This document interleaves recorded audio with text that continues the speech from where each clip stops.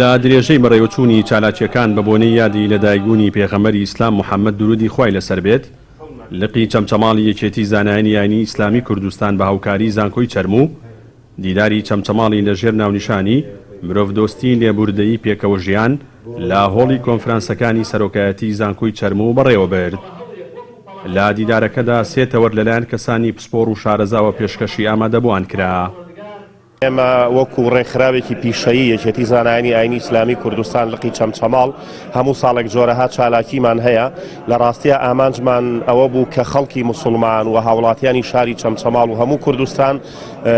ئارامتر و هێمنتر و زیاتر تێکەڵاوی یەک بن و پێکەوە بژین و بنەماکانی پێکەوە ژیان کە لە شەرع و یاسادا هەیە و لە سروشتی مرۆڤ هەیە بە تەواوی تەطبیق و بەرجەستە ببێ و ئێمە بتوانین کۆمەڵگەیەک بین تەواو لە یەک نزیک بین و بە هیچ شێوەیەک دابڕان لە نێوانمانە نەبێت.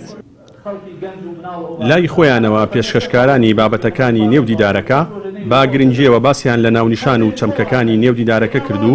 جێبەجێکردنی سەرجەم ئەو چەمکانەی لە دیدارەکەدا باسییان لێوەکرا بۆ کۆمەڵگەی ئەمڕۆی مرۆڤایەتی بە پێویست ناوبرد. ڕاستیدا ئەگە بمانەوە ژیانێکی بەختیار و بەختەوەری بۆ خۆمان و بۆ خەڵک و بۆ دەوروبەرمان پیادە بکەین وەگە بمانەوە نیشتیمانی هەمووان بێ و ژیان لەم نیشتیمانە بە ئاسوودەیی بێ پێویستەکە بنەماکانی پێکۆژیان زۆر بەرجەستە بکەین چونکە لە نەبوونی هەرێکە لە بنەماکانی پێکۆژیان لە کۆمەڵگەدا کارەساتی بە شوێن خوای هێنێ کە ژیان لە خۆمان و لە خەڵک و دەوروبەریشمان تێگەدا و ئەو دڵانێکیانە ئاسوودە بژین پێویستیان بە بەختیاری بژین پێویستیان بە پێکۆژیان هەیە نیشتیمانی هەمووان پێویستمان پێکۆژیان هەیە خاکی هەمومان پێویستمان پێکۆژیان هەیە داهاتی وڵاتی هەمومان بێ پێویستمان پێکۆژیان هەیە. پێغەمبەر صلی الله عليه وسلم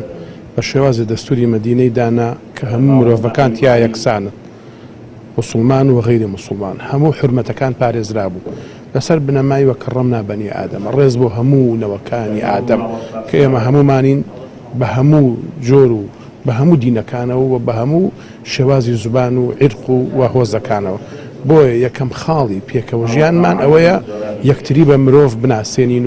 و یەکتری بە مرۆڤ دۆستی بەردەوام بین. بەڵێ ئێمە لە سۆنگەی پێویستی کۆمەڵگامان بە لێبوردەیی چ لەسەر ئاستی لایەنە سیاسیەکان چ لەسەر ئاستی حکوومەت چ لەسەر ئاستی بنەماڵەکان چ لەسەر ئاستی تاک بەڕاستی پێویستمان بە زیندووکردنەوەی ڕۆحی لێبوردەیی هەیە هەروەک چۆن پێغەمبەری خوا صلی الله علیه وسلم لێبوردە بووە بۆیە ئێمە لەم دیدارەدا باسمان لە لێبوردەیی پێغەمبەری خوا کە صلی الله علیه وسلم و تا چەندێک کۆمەڵگا پێویستی بۆیە کە ڕۆحی لێبوردەیی لە نێو خوانا بەرجەستە بکەن. ساڵانە و لەگەڵ هاتنی یادی لەدایکبوونی پێغەمبەری ئیسلام محەممەد درودی خوای لەسەر بێت لە ناوچە جیاجەکانی هەرێمی کوردستاندا هاوڵاتیان بە شێوەیەکی گەرم و گوڕەویادا بەرز ڕادەگرن. ماوەی چەند ساڵێک شە لەلایەن ڕێکخراوەکان و هاوڵاتیانەوە بە شێوەی جۆراوجۆر و جیاواز پێشوازی لەو یادە دەکرێت. داواش دەکرێت چیتر یادی لەدایکبوونی ڕابەری مرۆڤایەتی